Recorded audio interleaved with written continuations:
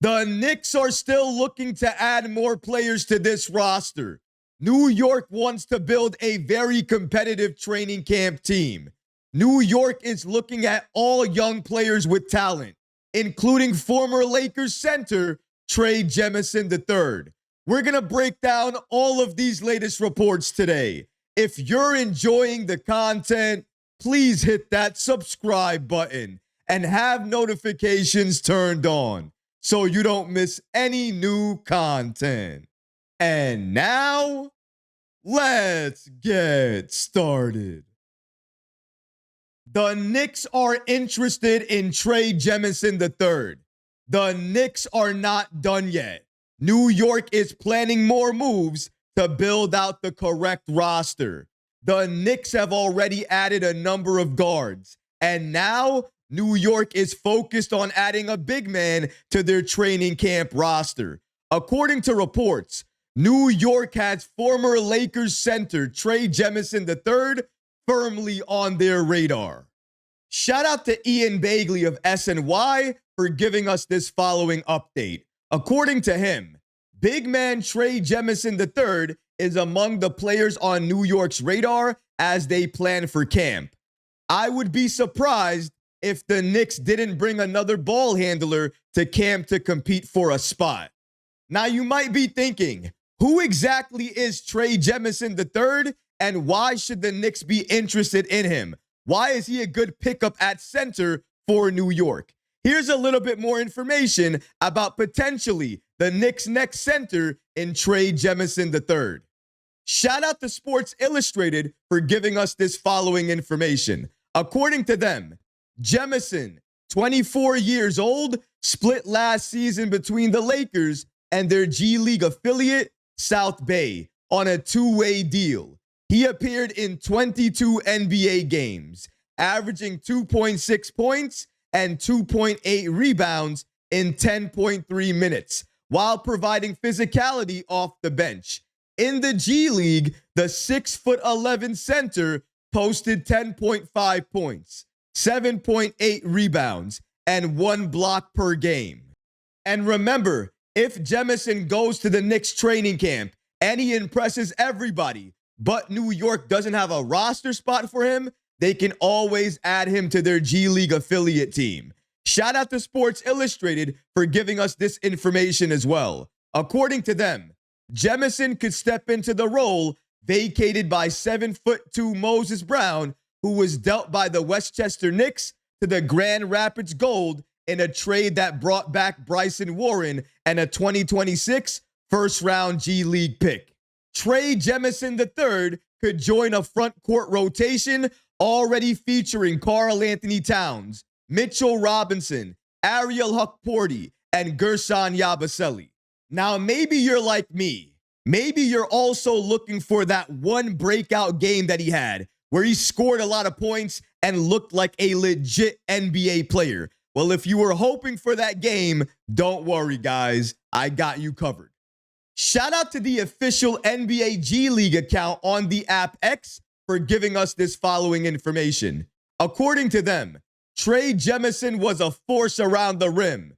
The 6'10" two-way signee averaged 7.4 points and 5.8 rebounds, including 10 points and 7.1 rebounds in 14 games as a starter in the G League.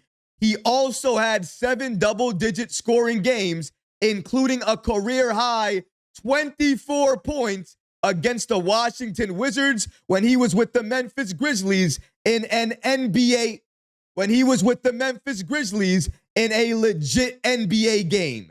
That wasn't a G League game. That was an NBA game. If he can do it at the NBA level, then he can do it at every level. All he needs is a little bit of development. And if he comes to the Knicks, he will definitely get that development.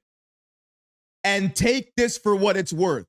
Ian Bagley wrote about Trey Jemison III twice in 2 separate articles. And in 2 separate articles, he mentions the following. According to Bagley, I'd expect New York to host some other veterans for workouts ahead of camp. As noted on Thursday, big man Trey Jemison III is also squarely on the Knicks' radar ahead of training camp.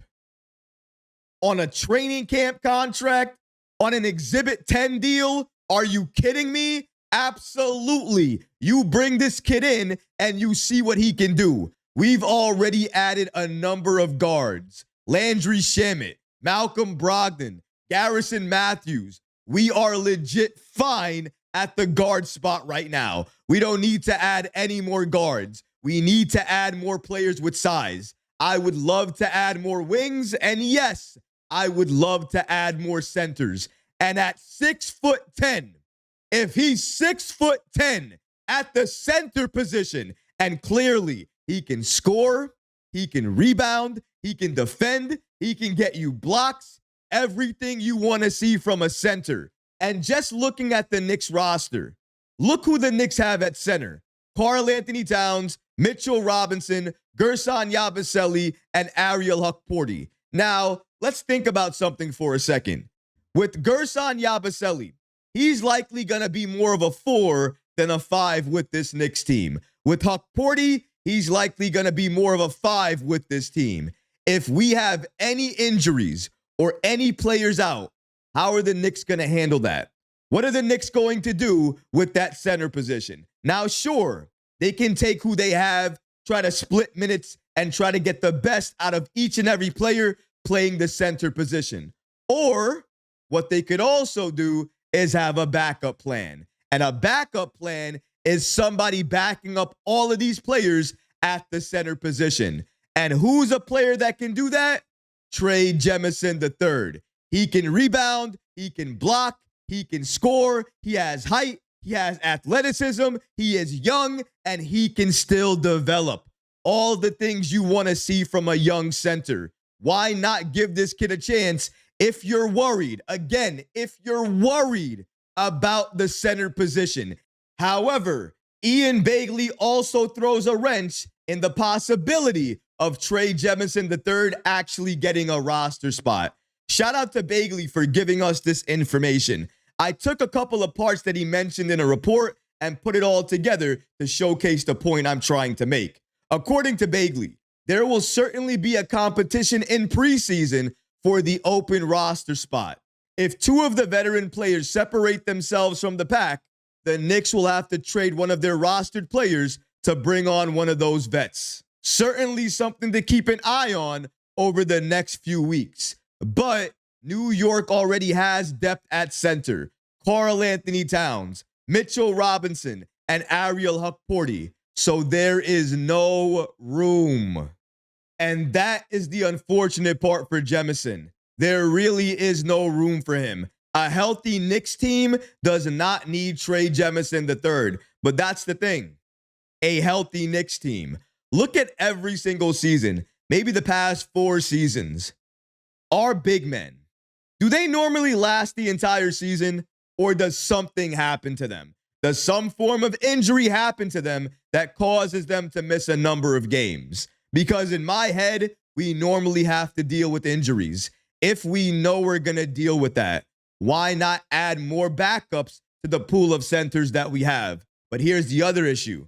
New York might feel they're good at center because right now, with Karl-Anthony Towns, Mitchell Robinson, Ariel Hukporti, and to an extent, Gerson Yabusele, maybe New York doesn't need any more players at center because even if an injury happens, they can overcome that by playing one of the other centers that they already have on the team. Or maybe taking one of their two-way players and converting that player into a standard NBA contract and having that player play center for New York while they recover from injury. That can definitely happen, and I can see New York going in that direction if they're forced to go in that direction, if pushed in that direction, especially if they don't want to affect the cap too much and they want to protect what they have, protect the players they have, and maybe potentially give an opportunity to a player that is thriving in Westchester. We've seen it happen before, and it can definitely happen again. But right now, New York is clearly trying to build one of the most competitive training camp rosters that we've seen in recent memory.